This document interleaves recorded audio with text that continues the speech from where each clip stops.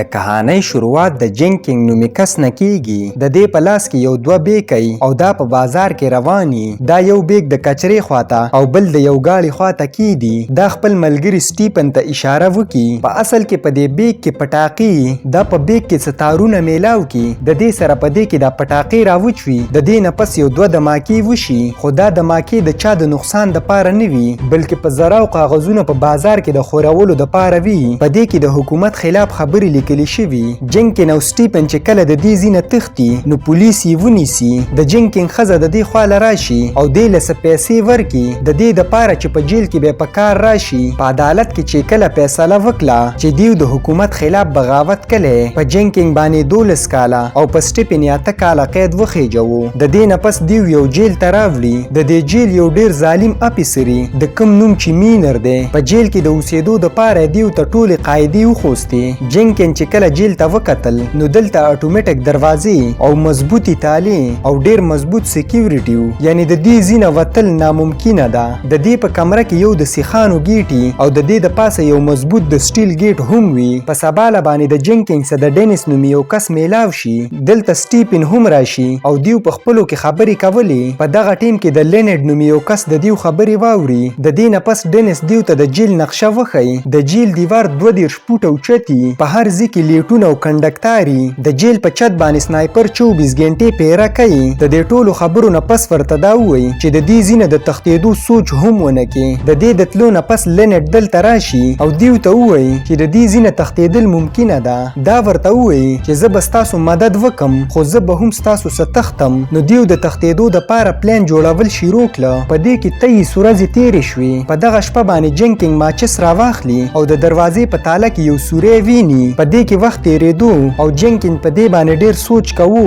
یوه شپه جینکینګ یو کاغذ راواخلي او د تالي د سوري چې کومه لمبایي د دا په ناب کې او بیا د لرګینه د نقلي چابي جوړولو فیصله وکړي. په سباله باندې د خپل ملګرو ته دا طریقه وښيي. جینکینګ ورته وایي چې لرګي به زه پیدا کما خو لاول به زه هغه چابیانې په غور سګورم.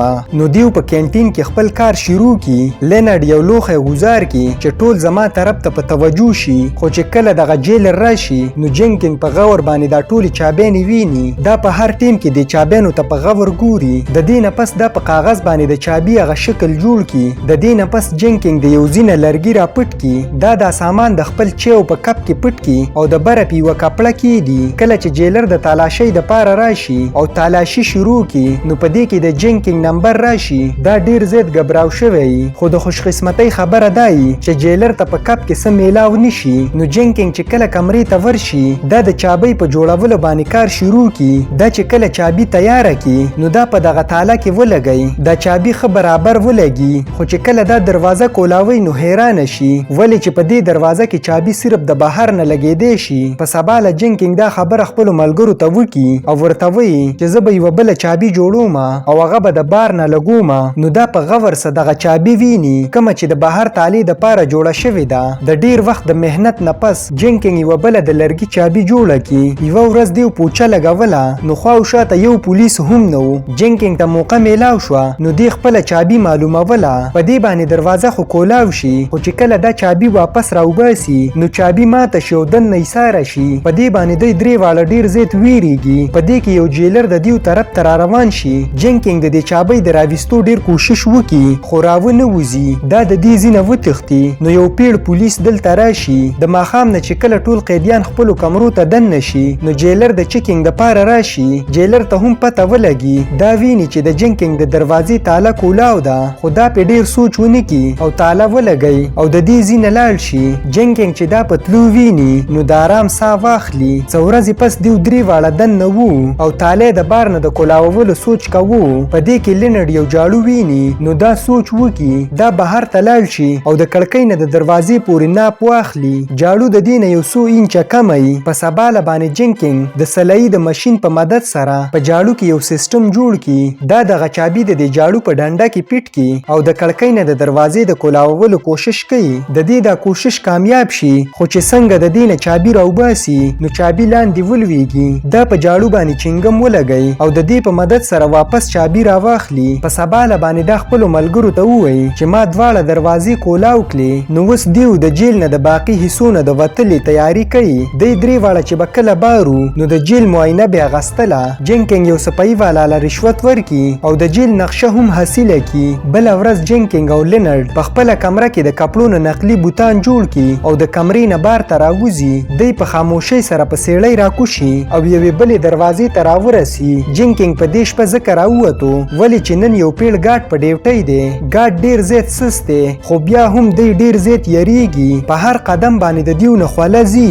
دیو د دروازې په کولاووله کې کامیاب شي خو په دغه ټیم کې دا پیړ ګاډ د خپلې ډیوټۍ دپاره راوځي. د دې د خپو اواز چې لینډ او جینکینګ واوري نو په یو سټور کې پټ شي. د دې د تللو نه پس دیو واپس په خپل کار کې ولګي. په دې کې جینکینګ بله دروازه هم کولاو کی خو د دې نه مخکې چې دیو مخې ته لاړ شي په دغه ټیم کې سټیفن ټوخی شروع کی. د دې مطلب دی چې هغه پیړ ګاډ خپل چکر پوره کو. د دې وجې نه جینکینګ او لینډ واپس په سټور کې پټ شي. ګاډ چې کله په دیزي باندې راتلو نو دا په ځمکه باندې د خولې ساس کې ویني خو دا په ډیر سوچ ونه کی. د دې د تللو نه پس دی دواړه واپس بره لاړ شي. جینکینګ د خپل سامان په دغه کپ کې پټ کی. په سبا له یو جیلر راشي او دیو رایخ کی ولې چې دی نن ناوخته پورې وده پاتې شوي. نو جیلر ته تپوس وکي چې تاسو ولې دومره ناوخته پورې ودې وئ د شپې نه تاسو څه کول. خو په دې باندې د دې نه جینکینګ معافي وغواړي. د دې نه پس دیو د کمرې مکمل تلاشي وکي. په دې کې د دې هغه کپ لاندې ولویږي او ټولې چابینې ښکاره شي. نو جیلر دا ټوکړې راواخلي او تپوس دې وکي چې دا څه دي. نو جینکینګ ورته په یېره باندې ووایي چې دی دا د دې تصویر دپاره جوړ کلی دی. جیلر هم په دې باندې ډیر سوچ ونه کي او د دې ځای نه لاړ شي. د دې د تللو نه پس جینکینګ ډیر زیات یریدلی نو دا د چابینې په ځان له ځان له ځای کې پټې کي. په سبا له باندې جینکینګ بیماري نو جیلر یو ډاکټر خواله بوزي. په دغه ټیم کې دا د اټومیټک دروازه هم په ډیر غور سره وګوري. دا د کرسمس شپه او د دې د تښتېدلو تیاری هم مکمل شوي. دیو په خپله کمره کې نور ملګرو ته هم خپل هغه پلان ټول ووایي. دیو د اوسه پورې تقریبا 45 چابینې جوړې کړي چې د دې په مدد سره دیو 15 دروازې کولاو کی. خو هغه نور ملګري د دیو سره د تلو دپاره تیار نشي ولې چې دیو وتښتي نو پټېږي به چرته. دا د یو ټوپیس نه پیسې راواخلي او جینکینګ ته ورکي. د دې نه پس یو جیلر د ټولو د کمرو تلاشي وکي خو دې ته څه میلاو نشي. د ماسپښین نه د ټولو افسرانو د تللو نه پس لینډ او جینکینګ د خپلې کمرې نه راوځي او د تښتېدو تیاری وکي. په اخیره کې یو ځل بیا دا د خپل ملګري نه تپوس وکي خو هغه د تللو نه انکار وکي. د دې نه پس دیو د چابینو هغه ټوکړې رايوځای کی او د عامو خلکو کپړې واغوندي او راکوس شي. په دې کې دغه پیړ ګاډ د دیو طرف ته را روانو نو دوی درې واړه ډایرک په هغه سټور کې پټ شي. دوی ډیر زیات ګبراو شوي. دیو دروازه په ځان پسې ونیسي خو د یېرې نه دی لقي. دا ګاډ چې کله دلته راشي او دا دروازه ویني چې خوځي په دې کې بجلی لاړه شي. په اصل کې د جینکینګ ملګري د خپلې کمرې بلب مات کړی او په بجلی کې پرخ راوستی نو ټول قیدیان چغې شروع کی. نو دا ګاډ د دغو طرف ته لاړ شي. د دې نه پس بغیر څه د وخت ضایع کولو دیو بلې دروازې ته ورسي. دی په مزه مزه یوه دروازه پار کوي. کله چې د اټومیټک دروازې نمبر شي نو لینډ په جلتۍ باندې د دې ګاډ کمرې ته ورشي او بټن ووایي. ټول هر څه د دیو د پلان مطابق رواني. په اخیره کې دیو هغه اخیرنۍ دروازې ته ورسي. د دې دروازې نه پس د دیو ازادي د ډیرو کوششونو باوجود په دې کې یوه چابي هم نه لګي. د دومره ورځو دا مهنت د یوې دروازې په وجه باندې بربادیږي. نو جینکینګ ورته ووایي چې موږ له واپس تګ پکار دی خو لینډ یې نه مني. دا خپله چابي راواخلي او د تالې د ماتولې کوشش کوي. د دې په وجه باندې ډیر زیات شور وشي او د جینکینګ خو اوس یقیني چې اوس به موږ ونیولی شو. خو په اخیره کې د دې سوچ صحیح. لینډ تاله ماته کی او دروازه کولاو شي.